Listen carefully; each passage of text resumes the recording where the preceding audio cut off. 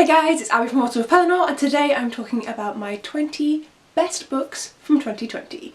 So this isn't necessarily going to be all of the 5-star books that I read. They don't quite line up, but these are the best 20 books that I enjoyed the most in 2020. I didn't want to include any rereads, which is part of the reason why the 5-star books don't line up, as well as just wanting to include some 4 stars that I really loved and upon reread may change to 5, but we'll see. Some of these I don't have physical copies of, either I read them in some form of digital format, whether it's audiobook or ebook. There are also 2 that I have lent to my dad to make him read them, fingers crossed. They're downstairs and I'm gonna be honest, I can't be arsed. So I live in such a small house. So yes, I'm going to go through the ones that are either like packed away or were digital copies or are with my dad with his stack of books first, to pop them all up here. These books are not in any particular order, but at the end I will tell you my favourite book of 2020. Hint, I couldn't decide between 4. They're in no order other than digital pictures first. So, The Boy, the Mole, the Fox and the Horse by Charlie Mackesy. This is the first book I read in 2020 and I fell in love. It's a beautiful story that is essentially of a young boy with these creatures coming into himself and discovering things about the world and learning to... it's snowing! And learning to become a really thoughtful and caring person both for others and for himself. Also, it's like snowing the tiniest bit and I'm loving it. I'm just so easily distracted. Second up is The Poet X by Elizabeth Acevedo. I listened to this on audiobook and this was... I read this in January and February, so when we were still allowed out in the world, and I cried on the bus. Sat on the bus. I remember this so specifically. I know where I was when I started crying. I know what part of the road. At the top, sunny day, but cold, crying when I was listening to this book. This is a contemporary book written in verse. It's about this young woman who is wanting to stop being so sexualized by other people. She's also wanting to start dating, but her mum doesn't want her to do that. And also, she wants to be a slam poet. But she has been laughed at and told off by her mother for her poetry before. There was a whole thing. It's a really good book. It really obviously hit a chord with me.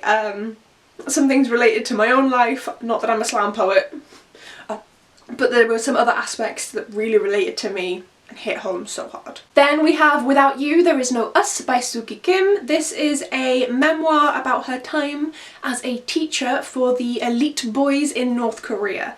This is such a unique memoir. Even the fact that there are memoirs from North Korea is unique in and of itself, because not many people get to leave, but at the same time there are very few people who have went in to teach. Most people who go in to visit and to not stay permanently are on one of those really scripted tours, whereas Suki Kim got to actually see a little bit more of North Korea. It's a very, very interesting book. I absolutely sped through it.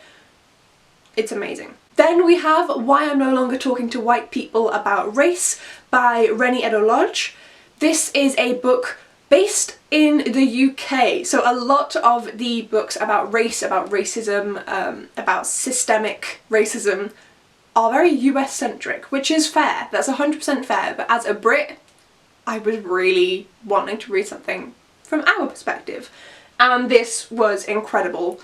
If you're British or would like to learn about this from a point of view that isn't US centric, no matter where you're from, I 100% recommend reading this book. It talks about feminism, it talks about environmentalism, it talks about employment, it goes into so many different categories, it's so well broken down. Rennie Eddo-Lodge is a beautiful writer.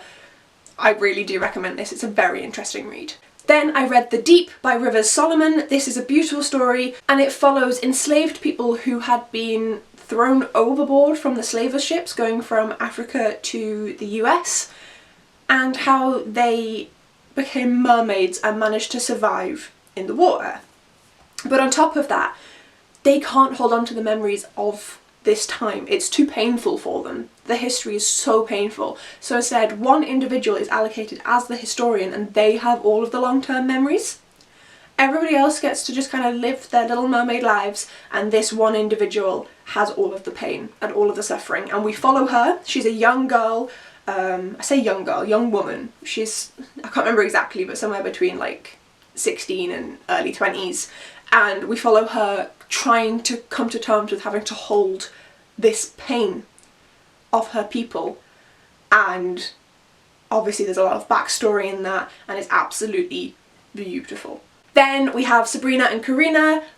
I cannot remember the name of this author, I'm so sorry, but I adored this book so much. I picked this up for the, what was it, Fuck Gentrification prompt for the Fuckathon. This is beautiful. It is a collection of short stories about Latinx people and how they are forced out of areas as they become gentrified. Oh, this is a nice area, we're going to rename it, we're going to kick out all of the people who were originally here because they can't afford the new prices. And it's just a very interesting look into that in the US.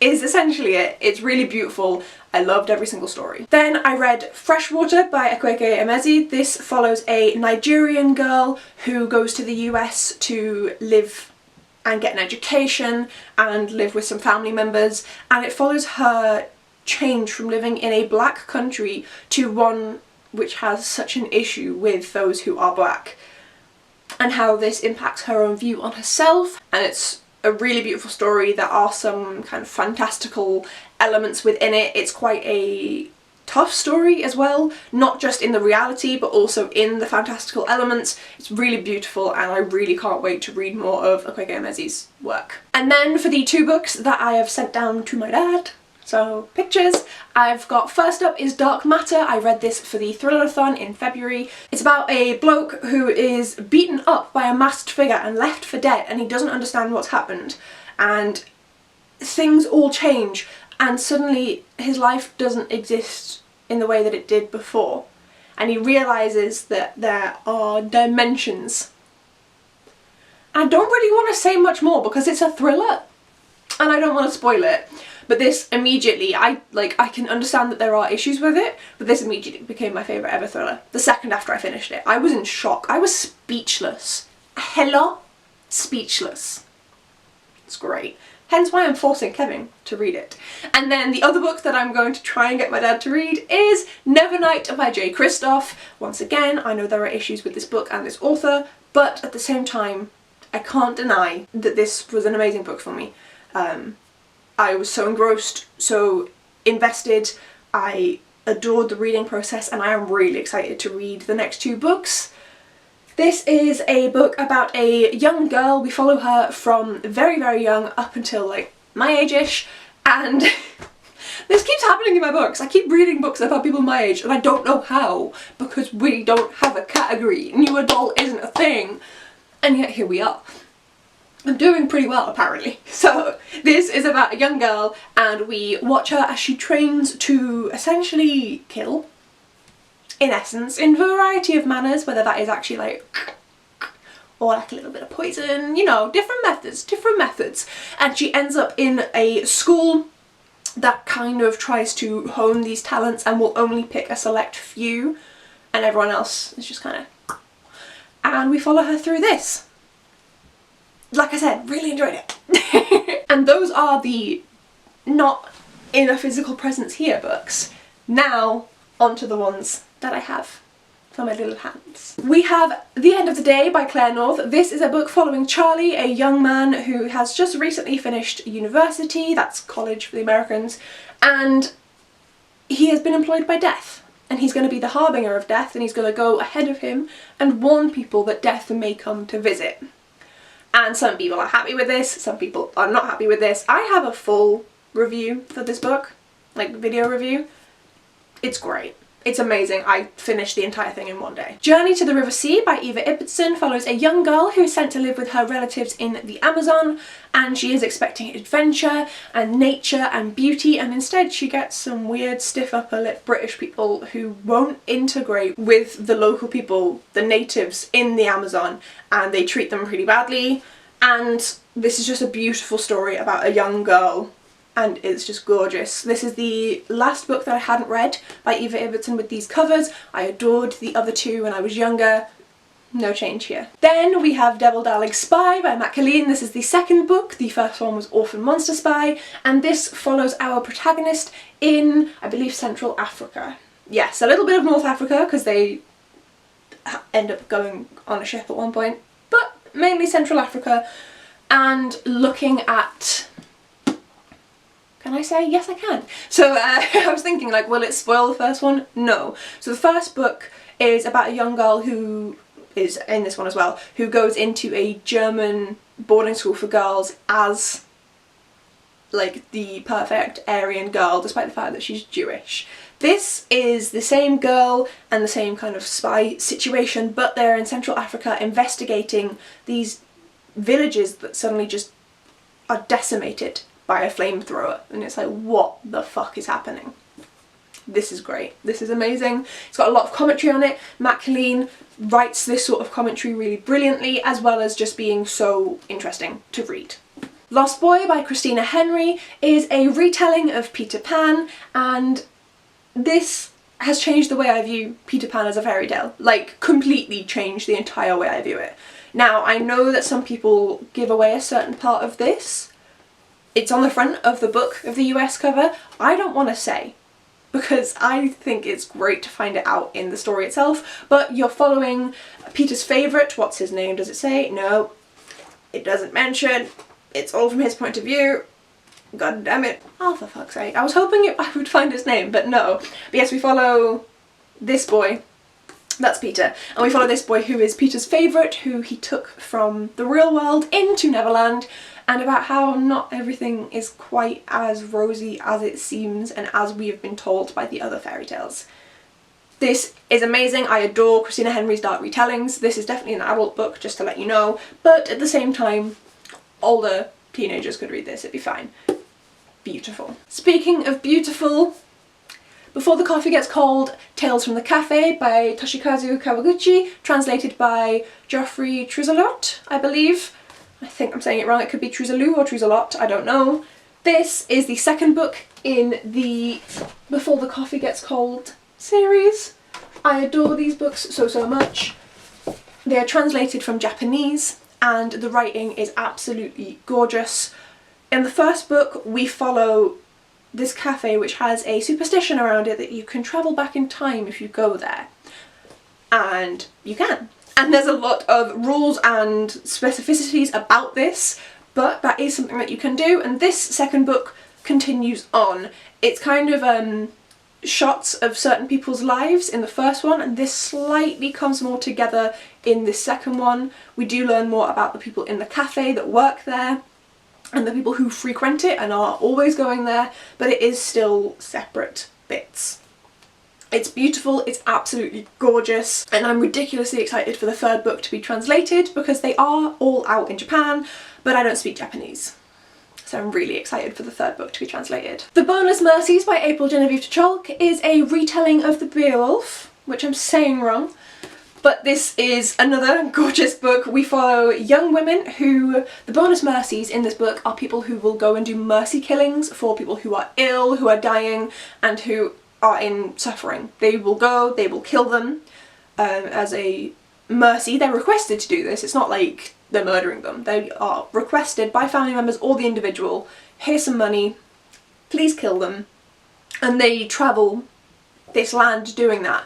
But our main character, what is her name? Frey.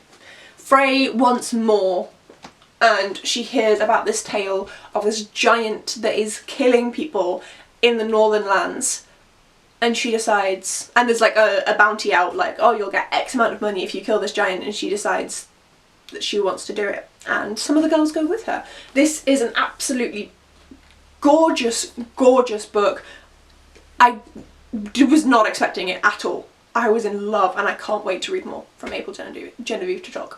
Another one I wasn't expecting to adore, Cleopatra's Shadows by Emily Holloman. This follows the two sisters of Cleopatra. I believe one of them is her half-sister and one of them is her sister. Her half-sister is older, she's called Berenice. I was going to say Bernadette. She's called Berenice, and it's Arsinoe, who is her younger sister.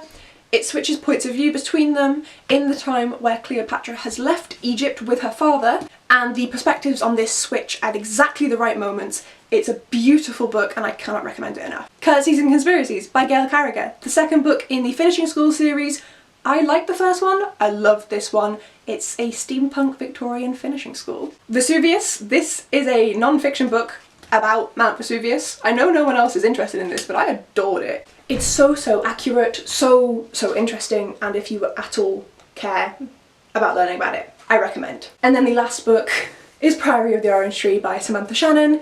This is a massive tome of a fantasy. It follows a world in which the big evil that had been defeated thousands of years ago is coming back again. We have multiple perspectives, multiple countries, we follow across everywhere. I have a standalone video for this one as well. It was amazing. And a quick interruption from later on, Abby. My parents came home while I was filming the clip with the bookshelves behind me, so I forgot to film the poor parents. 3 brain cells. So let's get it done now. Of course, I've got to edit these in now. I could go get them, but no. So again, they're not in any order. These are my favourites of the year. I'm going to put them all here and then go through them once again. So sorry editing, Abby. So we've got Priory of the Orange Tree by Samantha Shannon. We have The Deep by Rivers Solomon, Before the Coffee Gets Cold, Tales from the Café by Toshigawa Kawaguchi, and Nevernight by J. Krista. All 4 of these were 5-star reads for me. I adored them so much. They were also all fantasy, which I didn't realise until I just sat down and looked at it. And also, I think at least 3 of them, if not 4, are adult books, which is another thing I wasn't expecting, but I'm not mad about. So these are my favourite books of 2020. I've been really struggling when people are like, what was your favourite book? I'm like, I don't know. It's from these 4. I would have to reread them to know which one was my favourite, and I don't even know if that would let me decide, because I loved them all so much. The only one I don't own a physical copy of is The Deep by Rivers Solomon, so I really need to fix that. And I'm very excited to continue on with the series, which is Tales from the Café. The 3rd book will be coming out when it's translated, and then the Nevernight trilogy. These were my favourites. I couldn't choose. Don't at me. Back to your regularly scheduled Abby. And those are all of the best books that I read in 2020, my 20 of 2020. Let me know, have you read any of them? What did you think of them? Did you love them as much as me? I hope so. And do you have a 20 of 2020? If you do, link it down below or type it out if you want. But that is a lot of effort. Thank you so much for watching, guys, and I will catch you in my next video. Fingers crossed 2021 has books as amazing as these. Bye!